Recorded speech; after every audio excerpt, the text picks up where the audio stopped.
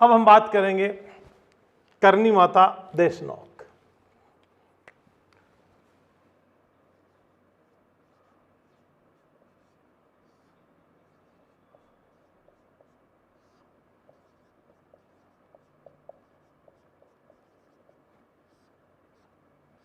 देशनोक, करनी माता देशनोक। तो लाजमी सी बात है कि करनी माता जो है देशनोक सबसे पहले तो नहीं आई थी। और यहां हम बात करेंगे जोधपुर के एक गांव स्वाप गांव की। जोधपुर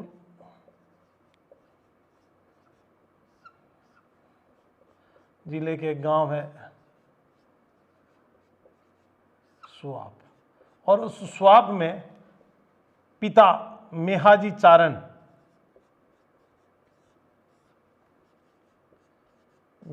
चारण एवं माता देवलबाई।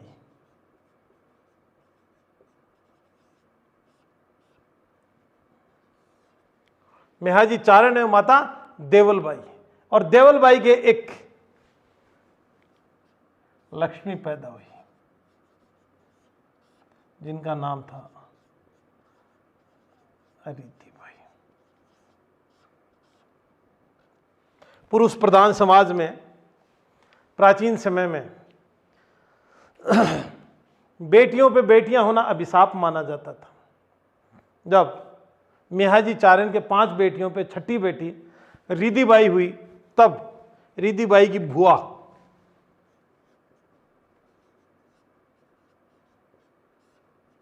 जो विकलांग थी, उनका हाथ खराब था, हाथ में पोलियोग्रस्त था, उन्होंने प्यार से दुलार से रिधिबाई के सिर पे क्या किया, हाथ फेरा, सिर पर हाथ फेरा। और साहब हाथ फेरते ही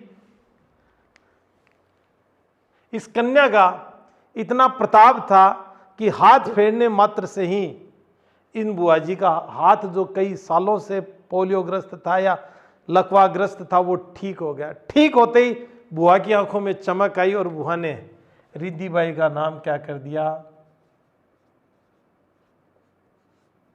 करनी बाई कर दिया। मारवाड़ में इसको बोलते पर्चा देना, उन्हें बताना कि मैं एक साधारण बालिका नहीं हूं, मैं असाधारण बालिका हूं। उसके बाद मेहाजी चारण को सर्प काट जाता है और सर्प का विष जो है वो भी करनीबाई के द्वारा उतारा जाता है।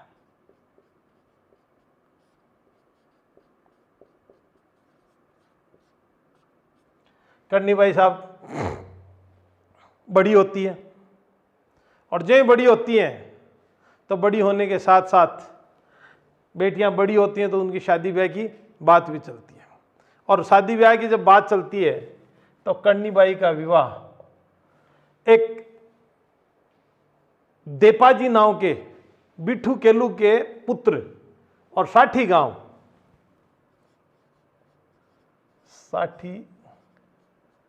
गांव के बिट्ठू केलू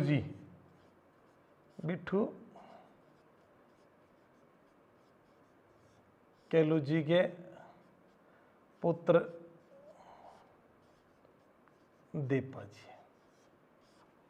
और देपाजी बहुत ही कहते हैं कि वैष्णव में डूबे हुए और भोगी विलासी इस प्रकार का जीवन वो व्यतीत करते थे। जबकि कर्माबाई हैं, ये बहुत ही ध्यान, तेमड़ा माई को अपना इष्ट मानने वाली और अपने आप में इस जग संसार सिर्फ भौतिक स्थूल शरीर रखने वाली, आध्यात्म में दूसरी तरफ जाने वाली का विवाह इनके साथ तय किया। परंतु विवाह से ये खुश नहीं थी और इन्होंने अपनी छोटी बहन गुलाब का विवाह इनके साथ करवाना निश्चित किया और स्वयं जांगल प्रदेश चली गई। कहाँ चली गई? जांगल प्रदेश। जब जांगल प्रदेश उस समय का बीकानेर और ये क्षेत्र जो पुंगल वगैरह का क्षेत्र जो है ये जांगल प्रदेश में आता है, और वहां जाके रहने लगे। अब गुलाब के एक पुत्र हुआ जिसका नाम था लाखन, और साहब लाखन को क्या किया, करनीबाई ने गोद ले लिया।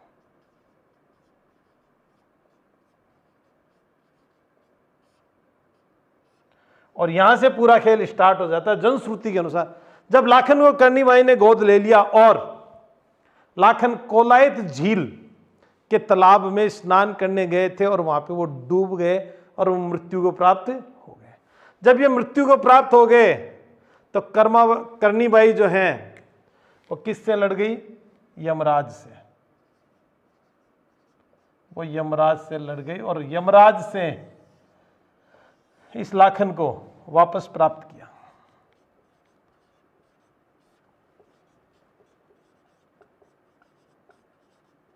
और यमराज भी कम तोप नहीं था। यमराज से जब वापस प्राप्त किया तो यमराज ने उन्हें स्पष्ट चैलेंज देके कहा कि करनी भाई, मैं इस लाखन को वापस तो दे रहा हूं, लेकिन शर्त मेरी भी सुन लेना। आपके किसी भी वंशज को मृत्यु के बाद ना नरक परलोक में स्थान नहीं दूंगा। करनी बाई ने कहा ठीक है, मत देना। तब करनी बाई ने देशनोक नामक स्थान पर रहना प्रारंभ किया और स्पष्ट किया कि मेरे जितने भी अग्रज पूर्वज, मेरे जितने भी जो हैं वंशज, वो भविष्य में मेरे मंदिर में चूहों के रूप में रहेंगे, चूहों के रूप में रहेंगे। और जो सफेद चूहा है उसे काबा कहते हैं। और ये कहते हैं कि जिसको सफेद चूहा दिखाता है, ये मान के चलो कि उसे उनके पूर्वजों के कहीं ना कहीं दर्शन अवश्य हुए हैं। तो इस प्रकार काबा अपने पूर्वजों का प्रतीक, पूर्वजों का प्रतीक, एक करनी बाई का प्रतीक सफेद चील, सफेद चील जो है वो भी करनी बाई का प्रतीक है। तो यहां इन चूहों से एक तो प्लेग नहीं होता साहब, प्लेग की बीमारी ये वरदान है, इन चूहों से नहीं होता। और सफेद चूहा जो है उसको काबा कहते हैं, और काबा कहने का मतलब अपने पूर्वजों का प्रशिक्षण। अब यहां जो देशनोक में करनी माता का जो मंदिर बना है, इस करनी माता के मंदिर के जस्ट पास में जो करनी माता की गायें चराता था, उस गायें चराता, उसका नाम था दशरथ मेघवाल। दशरथ मेघवाल, दशरथ मेघवाल उसकी देवरी है साहब, उसका देवरा है, उसका भी देवरा है, गायें चराता था। तो करनी माता ने जब देशनोक में अपना मंदिर बनाया, तो मंदिर बनाने के बाद में विभिन्न से अवसर ऐसे आते हैं जिनके कारण हम बाकी बात करेंगे। तो करनी माता जोधपुर राज्य में स्वाप गांव, जहां मेहजी चारण एवं देवलबाई की पुत्री थी, और जो लक्ष्मी के रूप में अपने बाप पिता के यहाँ छठी बेटी के रूप में पैदा हुई, जिनका नाम रखा गया रिधिबाई। और बुआ ने सिर पर जब हाथ फेरा प्यार से दुलार से, तो विकलांग बुआ का हाथ इनके तप से ठीक हो गया। ठीक होने के बाद इन्होंने पिता का विष भी उतारा। तब इनके कर्म ऐसे हैं जिनके काम से इनका नाम करनी बाई रखा गया, रिधिबाई से इनका नाम करनी बाई कर दिया गया। उसके बाद ये जांगल प्रदेश चली गई। और इनकी जब विवाह की बात आई, तो साठी गांव के बिट्ठू केलू जी के पुत्र देपाजी के साथ होना करार पाया गया था, परंतु इन्होंने भक्ति भावना में लीन रहने के कारण और इन देपाजी का चरित्र और देपाजी का क्या कहते हैं जिसको वैष्णव में लिप्त रहने के कारण करनी बाई ने इनके साथ विवाह करने से मना कर दिया और अपनी छोटी बहन गुलाब कंवर का इनके साथ विवाह करा दिया। देपाजी और गुलाब से एक पुत्र प्राप्त हुआ जिसका नाम था लखन या लाखन। जब लाखन पैदा हुआ तो लाखन को करनी बाई ने गोद ले लिया, और जब करनी बाई ने गोद ले लिया इसको, तब कहते हैं कि लाखन कोलायत झील में डूब गया था। और कोलायत झील में डूबने के बाद करनी बाई ने यमराज से लाखन को वापस लिया था। जब लाखन को वापस लिया यमराज से, तब एक बात निकल के आई कि यमराज ने ये कहा कि मैं आपके वंशजों को परलोक में स्थान नहीं दूंगा। कहाँ स्थान नहीं दूंगा?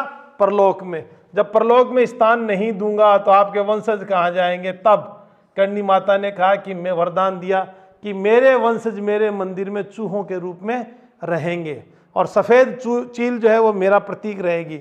सफ़ेद चूहा जो है वो मेरे काबा जिसको कहते हैं वो मेरे पूर्वजों के प्रतीक के रूप में रहेंगे, मेरे वंशजों के रूप में रहेंगे।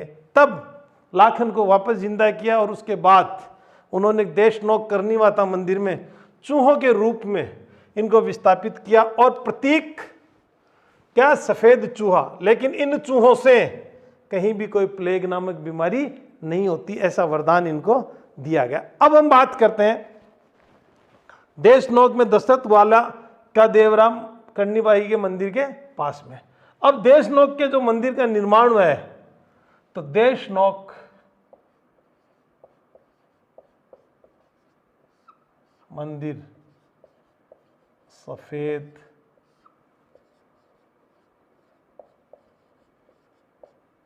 संगमरमर, सफेद संगमरमर का बना हुआ, मान ली बात। अब इस द्वार जो मुख्य द्वार है, इसका जो मुख्य संगमरमर का मुख्य द्वार है वो किसके द्वारा बनवाया गया है?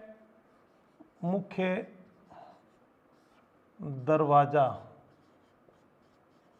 किसका? देशनोक मंदिर का चांदमल डड्डा। मुख्य दरवाजा चांदमल डड्डा के द्वारा बनवाया गया। अब जो ही मुख्य दरवाजा बन गया तो दरवाजे के किवाड़ जिसको बोलते हैं या दरवाजे बोलते हैं, जिन पर सोने का काम है, वो किसके द्वारा किया गया है? अलवर महाराजा बख्तावर, वो अलवर महाराजा बख्तावर सिंह के द्वारा बनवाए गए। हो गया साहब, अलवर महाराजा बख्तावर सिंह द्वारा सोने के का निर्माण करवाया गया। अब करनी माता जो है, करनी माता ने मेहरानगढ़ दुर्ग की नींव का पहला पत्थर रखा। क्यों? कि जोधपुर जोधाना की इष्ट देवी है ये। तो यहां करनी माता ने मेहरानगढ़ दुर्ग की नींव का पत्थर रखा था, और मेहरानगढ़ की नींव जो किसने रखी? करनी माता ने रखी है। दूसरा, राव जोधा ने अपने बड़े बेटे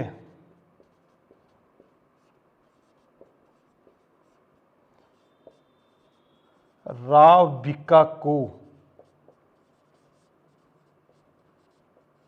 बीकानेर राज्य स्थापित करने के लिए भेजा। और राव बिक्का ने एक स्थान है जिसका नाम है नेहड़ी, नेहड़ी स्थान पर किसके आशीर्वाद से इसकी स्थापना की? करनी बाई के आशीर्वाद से बीकानेर राज्य की स्थापना नेहड़ी नामक स्थान पर की। उसके बाद में बीकानेर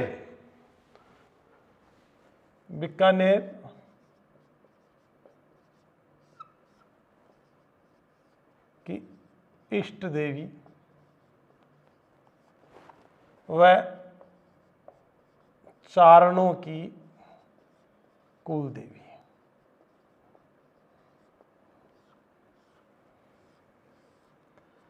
राठौड़ी की क्या होगी? इष्ट देवी व चारणों की कुल देवी। और करनी माता ने एक जगह है जिसका नाम है दियात्रा, और दियात्रा एक ऐसा स्थान है जहां पे जैसलमेर और बीकानेर में संघर्ष, जिनकी कोई सीमा तय नहीं थी, जिनकी कोई सीमा तय नहीं थी। और इसके बीच में एक जगह आती है यात्रा में, दिनेरु तलाई। दिनेरु तलाई, उस स्थान पर कर्णी मां जाके बैठ गई। वो बीकानेर और जैसलमेर की क्या होगी, सीमा रेखा हो गई। ये बीकानेर और जैसलमेर के बीच की सीमा रेखा हो गई। अब बात यह आई कि कर्णी मां 151 वर्ष की आयु में इस दिनेरु तलाई नामक स्थान पर अपना भौतिक शरीर उन्होंने छोड़ दिया। अपना भौतिक शरीर उन्होंने छोड़ दिया। और दिनेरु तलाई में छोड़ने के बाद में देशनोक मंदिर का जो निर्माण है वो समय समय पर चलता रहा। राव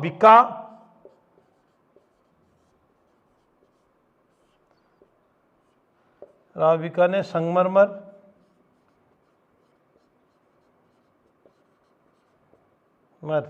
तथा अनूप सिंह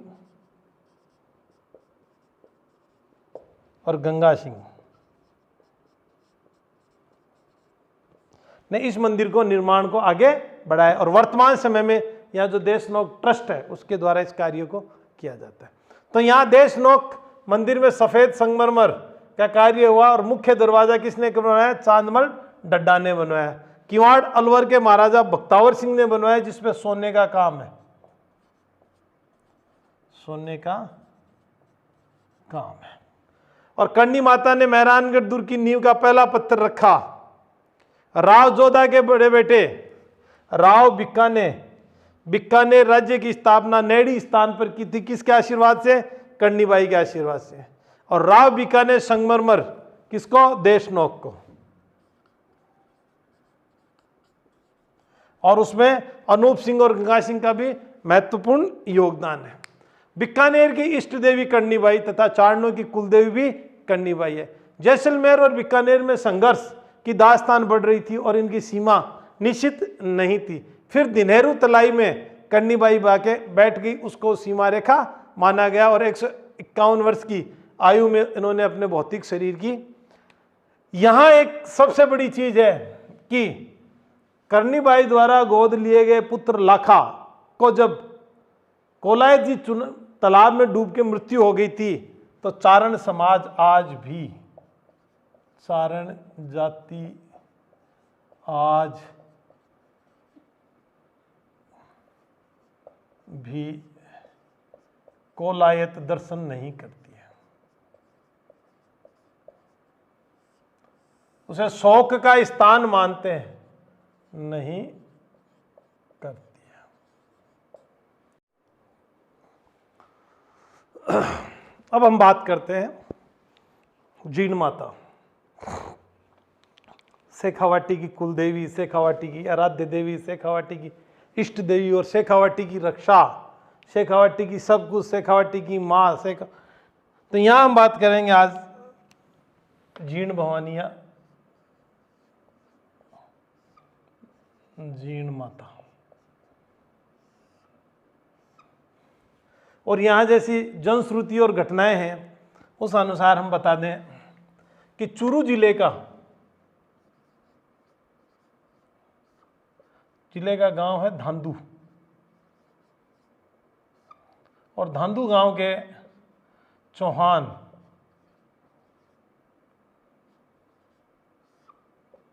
धंधराय के पुत्र और पुत्री हैं जीण और हर्ष, जीण और हर्ष। अब यहां जब बात आती है इन बीच के कि भाई बहन में इतना प्यार था और जब प्यार को नापना होता है तब आफ्टर मैरिज ये देखना पड़ता है कि हाँ भाई भाभी से ज़्यादा प्यार करता है, मुझसे ज़्यादा प्यार करता है, और कई बार गलत फहमियों का शिकार भी हो जाते हैं। तब जीण भवानी की भाभी और जीण दोनों पानी के घड़े ला रही थी, पानी के अपने सर से पानी लेके आ रही थी और शर्त लगा ली कि भाई तुझे प्यार करता है कि भाई मुझे प्यार करता है। जिन को ध्यान नहीं रहा कि शादी के बाद में प्रत्येक भाई थोड़ा थोड़ा डाइवर्ट हो जाता है। जो ही वो घड़े लेके घर पहुंची और गेट के सामने पहुंची तो सबसे पहले हर्ष ने अपनी पत्नी का जब घड़ा सर से उतारा तो जीण भवानी नाराज हो गई, और जब जीण नाराज हुई तो कहाँ चली गई? अरावली की पर्वत श्रृंखला, जो कहाँ है? सीकर जिले में, और सीकर की पहाड़ी में, और इसको क्या बोलते हैं? रेवासा की पहाड़ी। ये 3 पहाड़ियों से वैसे घिरी हुई है। अब रेवासा की पहाड़ी पे जीण भवानी चली गई, और जीण भवानी जाके वहां पे गुस्से में तो थी और माँ भगवती की आराधना करना प्रारंभ कर दिया, शक्ति की प्रार्थना करना प्रारंभ कर दिया। और इसके पीछे हर्ष, भाई भी बहन के पीछे, हर्ष भी साहब इसके पीछे ही आ गया। और हर्ष जब पीछे पीछे आ गया तो हर्ष ने बहुत मनाया जीण को कि चल मेरी गलती होगी ना, मैं नहीं जाने वाली, हट के आगे मैं नहीं जाने वाली। तो हर्ष भी कहा कि तू भी नहीं जाएगी तो मैं भी घर नहीं जाऊंगी। और ये भी हर्षनाथ पर्वत पर साहब शिव की तपस्या करने लगे। हर्षनाथ पर्वत पर किसकी तपस्या करने लगे? शिव की तपस्या करने। जब शिव की तपस्या करने लग गए तो कालांतर में ये बन गए हर्षनाथ भैरू, और ये बन गए जीण भवानी। जीण भवानी। अब साहब जीण भवानी का क्या? जनश्रुति के अनुसार इनका नाम था जयवंती बाई। जयवंती बाई। अब जयवंती बाई इनका नाम था, और भाई भाभी की टेंशन के चक्कर में इन्होंने आ गए और हर्ष शिव की पूजा करने लगे और ये शक्ति की पूजा। अब रेवासा पहाड़ी पर जीण भवानी का मंदिर है।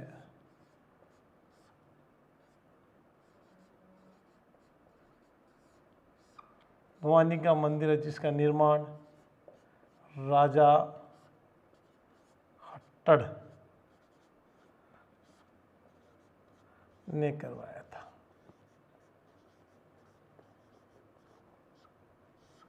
किसने करवाया था? राजा हट्टड़ ने करवाया था। और ये जीण भवानी मीणों की कुल देवी, चौहान कुल में पैदा हुई है, इसलिए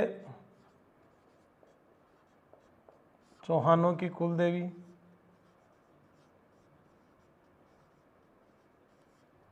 शेखावाटी क्षेत्र में, इसलिए शेखावाटी की।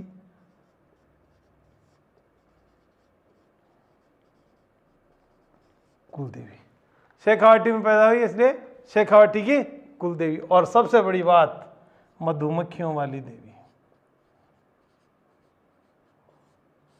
औरंगजेब की सेना जब मूर्तियों को भंजक कर रही थी, तोड़ रही थी, उस समय मधुमक्खियों ने यहाँ आक्रमण किया था। और तब उस आक्रमण में जो जहरीली मक्खियों ने आक्रमण किया था, उस समय की जो बात है कि भाई साहब सवामण तेल,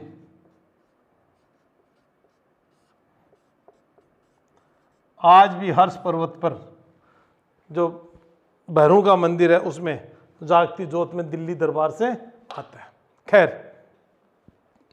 अब यहां जीण भवानी की अष्टभुजा मूर्ति, अष्टभुजा मूर्ति है। इस मूर्ति पे साल में 2 बार चैत्र और अश्विन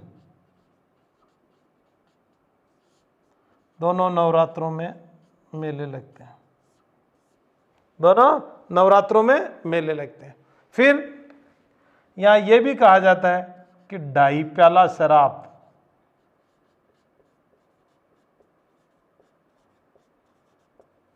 और मद एवं पशु बलि निषेध कर दिया गया था अधिनियम द्वारा, लेकिन यहां कहते हैं प्रतीक रूप में बकरे का कान, माई की बलि के रूप में बकरे का कान प्रतीक रूप में दिखाया जाता है। अब इतनी बात चूरू के धांधु गांव चौहान धंधराय के पुत्र जीर्ण और हर्ष, जो भाई और भाभी, भाई को बेचारे को अलग करके ननद भौजाई दोनों की आपसी वार्तालाप के कारण गलतफहमी का शिकार हर्ष हो गया, जिसका उसे पश्चाताप भी था। बहन के पीछे पीछे वो चला गया अरावली की पर्वत श्रृंखलाओं में, और बहन जब वहाँ तप करने लगी तो स्वयं भी वहीं आके तप करने लग गए। तो बहन रेवासा की पहाड़ियों में शक्ति की पूजा की थी, वहाँ पे उसकी तपस्या की थी, और हर्ष जो है हर्षनाथ की पहाड़ियों में चला गया और उसने वहाँ पे शिव की पूजा की थी, और शिव की पूजा करने से वो क्या कहलाए, हर्ष भैरू। और यहाँ जीर्ण भवानी। अब यहाँ एक बात आती है, जीर्ण भवानी मंदिर के अंदर चलते हैं। जीर्ण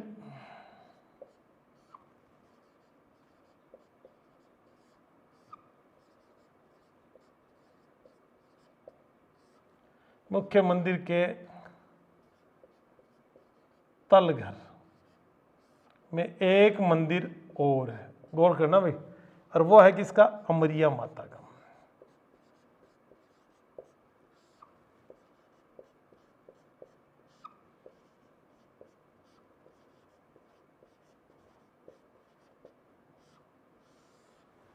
ये किसका मंदिर है, अमरिया माता का। और इस मंदिर के सामने एक पीतल की धड़ पड़ी है,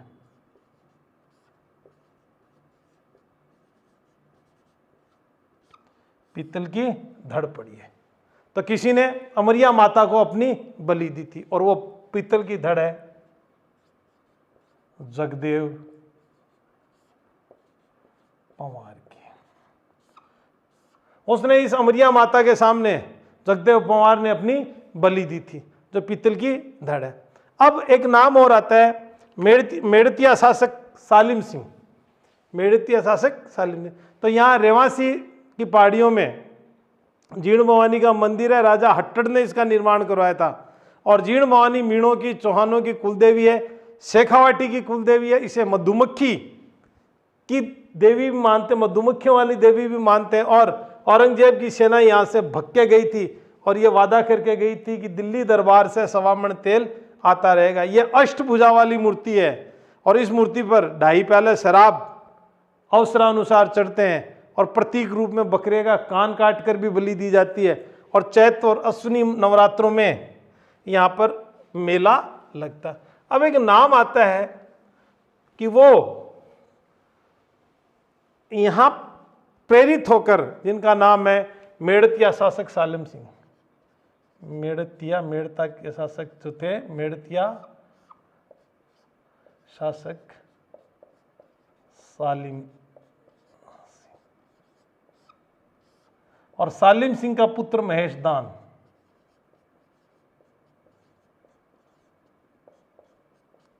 इस जीर्ण भवानी मंदिर से प्रेरित होकर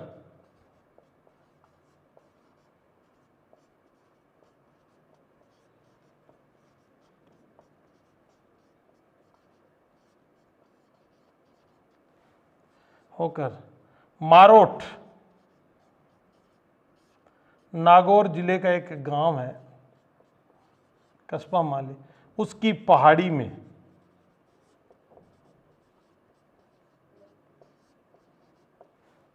गुफा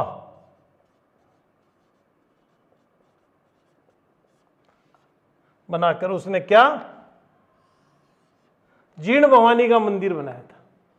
उस गुफा में उसने जीर्ण भवानी का मंदिर बनाया था। बड़ा भव्य तो नहीं है, लेकिन सुंदर अवश्य है। तो मेड़तिया शासक, जिसका नाम सालिम सिंह है, सालिम सिंह के पुत्र महेशदान ने प्रेरित होकर जीर्ण भवानी से, और उन्होंने मारोट जो नागौर जिले में है उसकी पहाड़ी में गुफा काट कर एक मंदिर का निर्माण करवाया था। इस प्रकार हम जीर्ण भवानी की बात करते हैं। धांधु गांव चूरू में धंधराय के पुत्र और पुत्री हर्ष और जीर्ण भवानी दोनों का नाम आता है। और इस मंदिर का निर्माण किसने करवाया था, चौहान राजा खट्टर ने करवाया था। और जनश्रुति के अनुसार जीण भवानी का नाम जयवंती बाई था। और इस प्रकार हम जीण भवानी के बाद अगली देवी के बारे में बात करेंगे।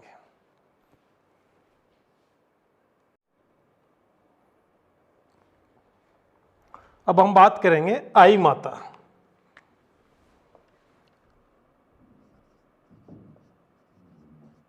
आई माता जी ने क्या कहा जाता है? नव दुर्गा कहा जाता है। नव दुर्गा अवतार कहा जाता है। नव दुर्गा।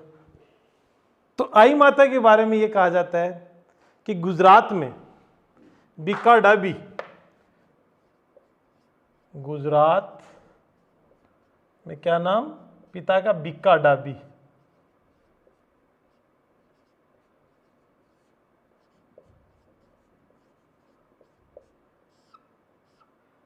सब बीका डाबी के घर एक सुंदर कन्या का जन्म हुआ। कन्या का जन्म हुआ और नाम रखा जीजीबाई। क्या नाम रखा?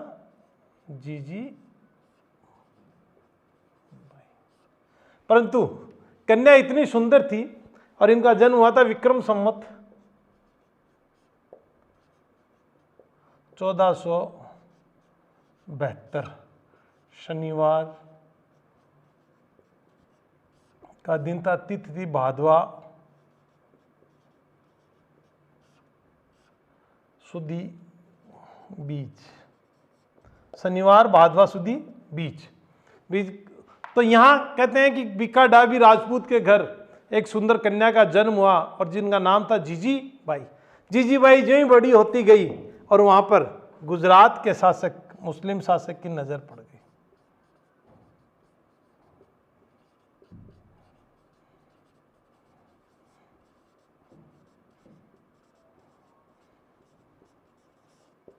मुस्लिम शासक की नजर पड़ गई और मुस्लिम शासक यह चाहता था कि जीजी बाई को मैं अपने हरम की बेगम बनाऊं।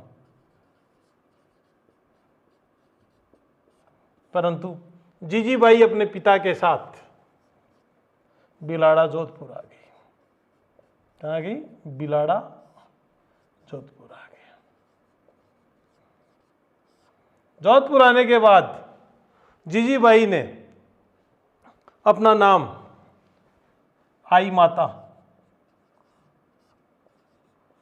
माता तथा रामदेव जी की शिष्या हो गई।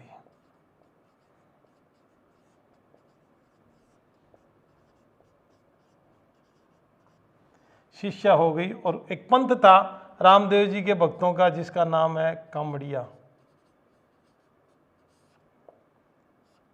और पंथ को आगे बढ़ाने की बात करने लग के और एक नीम के पेड़ के नीचे आके वो बैठ गए। अब पंथ में इन्होंने क्या किया? कच्चे सूत के धागे में 11 गांठ लगा पुरुष के हाथ में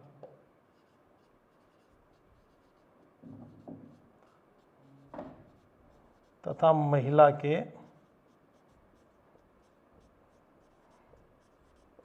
पुरुष के हाथ में तथा महिला के हाथ में, महिला के गले में इन्होंने बांधना प्रारंभ कर दिया। और ये इनके सूत के धागे की व्यवस्था के आधार पर इनके पंथ की एक विशेषता हो गई। अब विक्रम संवत 1527, विक्रम संवत 1527 में आई माता अपने दीवान को गोविंददास राठौड़ को प्रथम दीवान नियुक्त करती हैं। आई माता के प्रथम दीवान गोविंद दास राठौड़। और इनके मंदिर में कोई मूर्ति नहीं है। अखंड ज्योति जलती है और उस ज्योति से क्या टपकती है? सब केसर टपकती है। और उस अखंड ज्योति से क्या टपकती है? केसर। और ये किनकी है? सिरवी जाति की कुलदेवी है।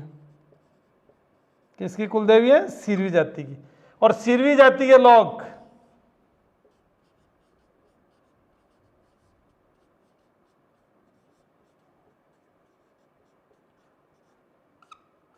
क्या कहते हैं? दरगाह कहते हैं।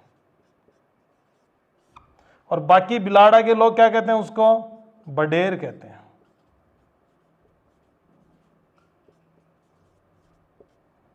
बडेर कहते हैं। और गुजर जाति का प्रवेश निषेध है साहब।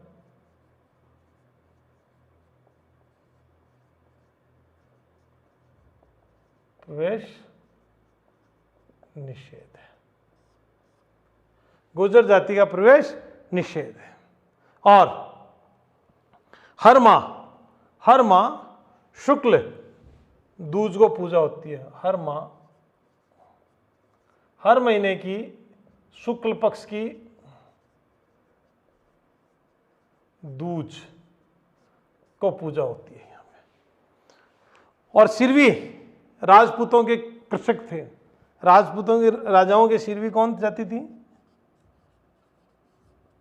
राजपूतों के किसान या कृषक थे? कृषक थे। अब देखिए, गुजरात के बीका डाबी राजपूत की एक सुंदर कन्या का जन्म हुआ उनके घर 1472 विक्रम संवत शनिवार भादवा सुदी बीज को। लेकिन कन्या जब बड़ी हुई तो गुजरात के शासक की उस पर नजर पड़ी और अपने हरम की बेगम बनाने की उन्होंने इच्छा जाहिर की। लेकिन इच्छा पूरी होने से पहले ही जीजीबाई जो है वो अपने पिता के साथ जोधपुर बिलाड़ा आ गई। जब बिलाड़ा आई तो उन्होंने अपना नाम आई माता कर लिया था। और जब आई माता कर लिया तब यहाँ उन्होंने अपने आप को रामदेव जी की शिष्या घोषित कर लिया। और एक नीम के पेड़ के